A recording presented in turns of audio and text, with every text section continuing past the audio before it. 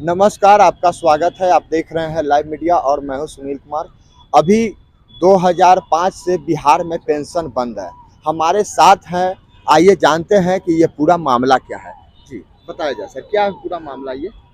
हाँ, 2004 से ये न्यू पेंशन जिसको हम लोग एनपीएस बोलते हैं, इसका व्यवस्था सरकारी कर्मचारियों के लिए किया गया है।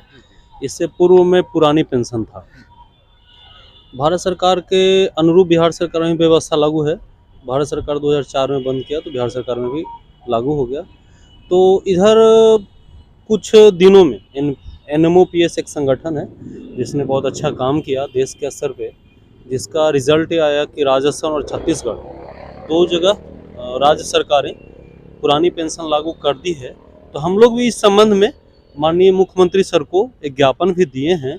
एनएमओपीएस बिहार के यूनिट से हम लोग मांग किए हैं महोदय से कि हम लोग को भी पुरानी पेंशन का व्यवस्था दिया जाए।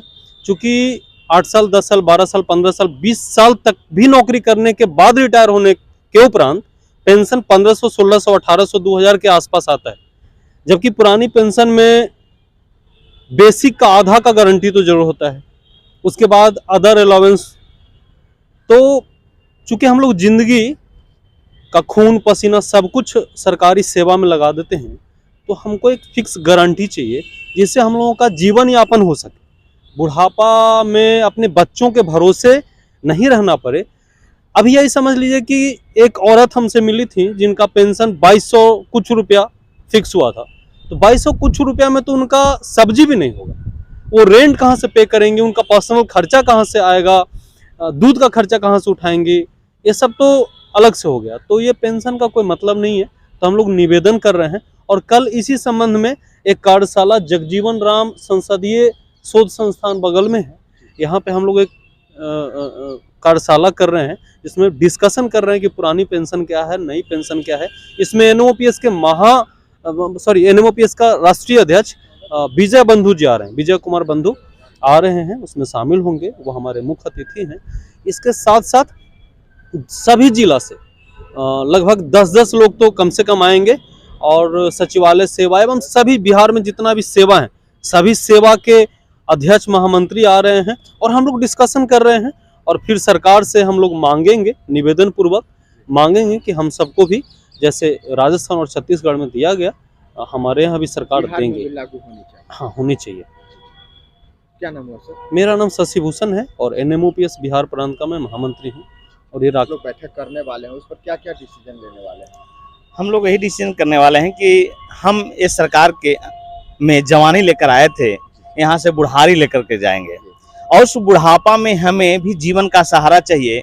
क्योंकि सरकार जो होती है वो सामाजिकता न्याय पर चलती है, तो हमें भी सामाजिक न्याय मिलनी चाहिए।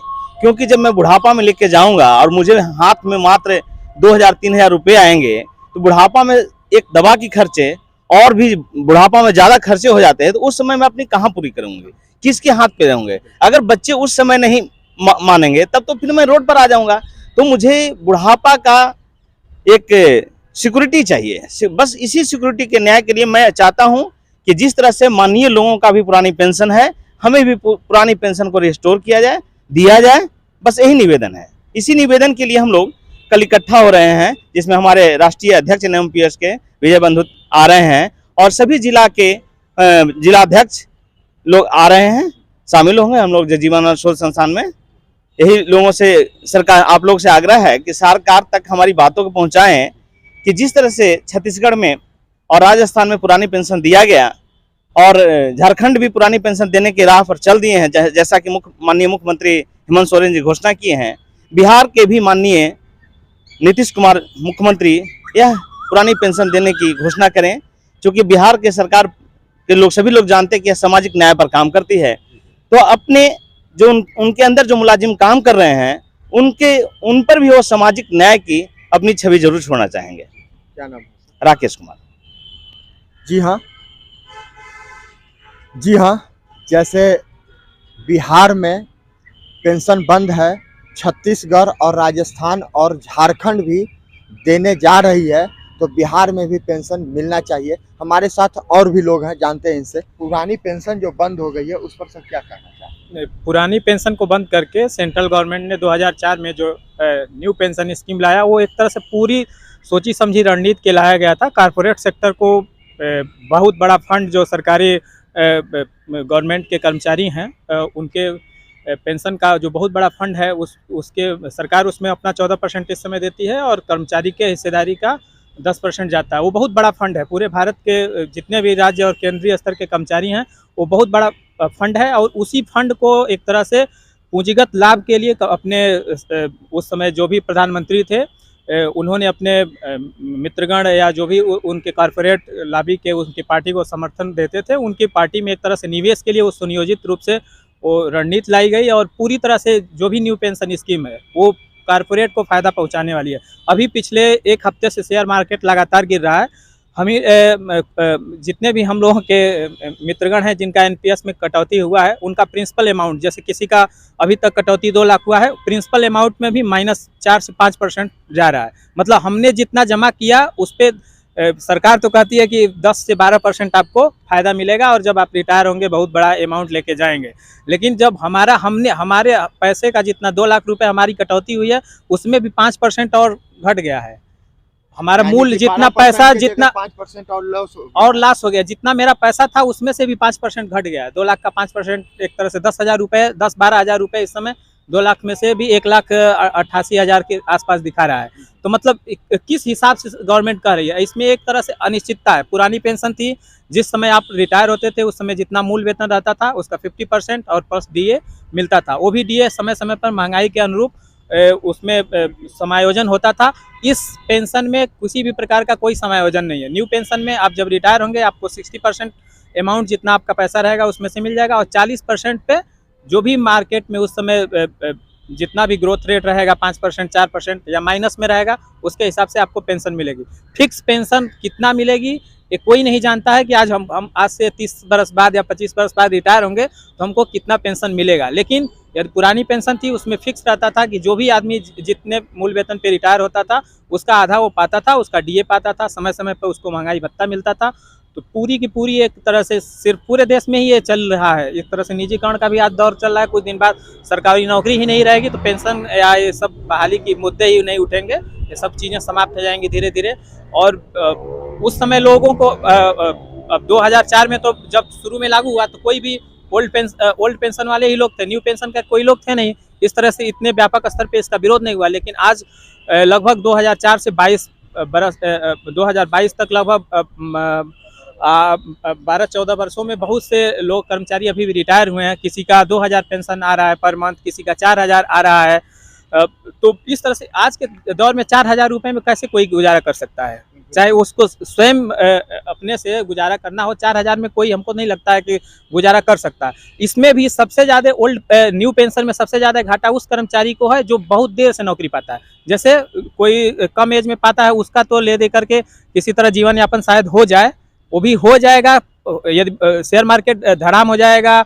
जिस समय वो रिटायर होगा उस समय यदि उसका 1 करोड़ रुपए है और 50% 20% शेयर मार्केट गिर जाए तो उसका तो पैसा 50 लाख बचेगा, 60 लाख बचेगा। अब शेयर मार्केट के भरोसे हाँ, पूरा शेयर मार्केट पे डिपेंड है पूरे बाजार। बताएं सर, ये न्यू पेंशन और ओल्ड पेंशन में क्या फर्क है? हाँ, फर्क है, बहुत ही घातक इसको कहेंगे, घातक रूप का ये फर्क है। न्यू पेंशन स्कीम 2004 में लॉन्च किया गया तत्कालीन प्रधानमंत्री के राज्यकाल में।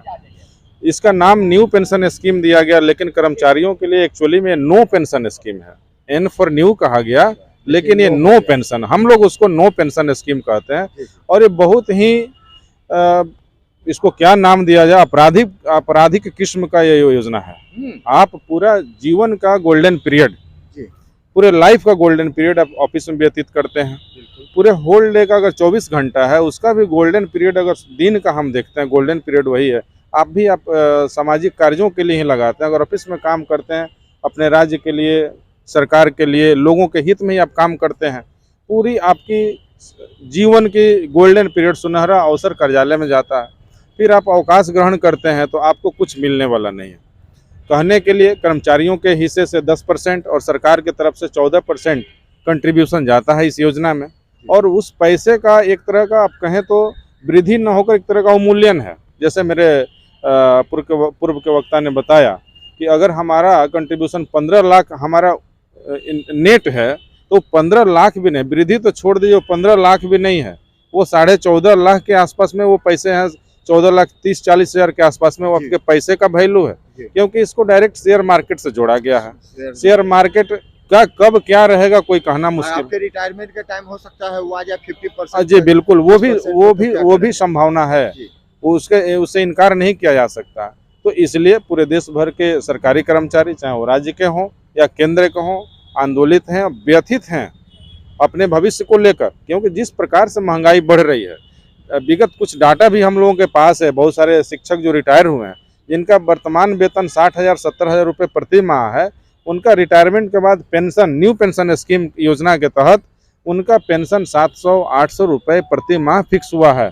यह बहुत ही दुखदायी। यानी कि सर ये तो हो गया कि बाद में उन्हें एक लॉलीपॉप दे दिया जाए और जाओ निकल जाओ। हाँ जी बिल्कुल, बिल्कुल इसको हम कह सकते हैं कि 800 और 700 में क्या आज किसी का गुजारा हो सकता है? जो अपने जीवन का 60 वर्ष वहाँ व्यतीत किया, उम्र का 60 वर्ष, उसके बाद बाहर काम करने के लिए भी वो सक्षम नहीं रहते हैं। उनकी रिटायरमेंट ही इसलिए होती है क्योंकि वो फिक्स है मेडिकली कि 60 वर्ष के बाद ये अक्षम हो जाएंगे शारीरिक रूप से, और मानसिक रूप से भी डिटोरिएशन होने लगता है, जो साइंस कहता है। उसके बाद आप कुछ नहीं कर पाएंगे।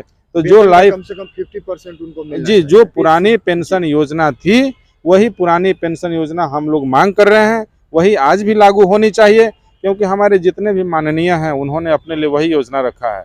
बहुत सारे नेता ऐसे हैं हमारे देश में जिनका पेंशन राष्ट्रपति के पेमेंट से, राष्ट्रपति के वेतन से ज़्यादा पेंशन बनता है, क्योंकि जब कोई माननीय एक पद धारण करते हैं उसके बाद कल वो दूसरे पद पर जाते हैं, तीसरे पद पर जाते हैं, कभी सांसद, कभी विधायक, कभी मंत्री, तो 5-6 प्रकार का उनको पेंशन मिलता है, हर पद के लिए अलग अलग पेंशन। तो कर्मचारी जो कि कंटिन्यूअस अपने लाइफ को व्यतीत करते हैं देश के निर्माण में, तो मिलती है अजी उनको हर चीज़ की सुविधा है। तो हमें उनसे कंपेयर नहीं करनी है, हमको एक ही है जो कि एक ही पेंशन दे दीजिए, हमको 10 पेंशन जी, पुरानी पेंशन लागू कर दी जाए। इसी में सारे कर्मचारियों का भलाई है, देश की भी भलाई है, क्योंकि यह सामाजिक सुरक्षा का विषय है, ये सिर्फ पेंशन ही नहीं है।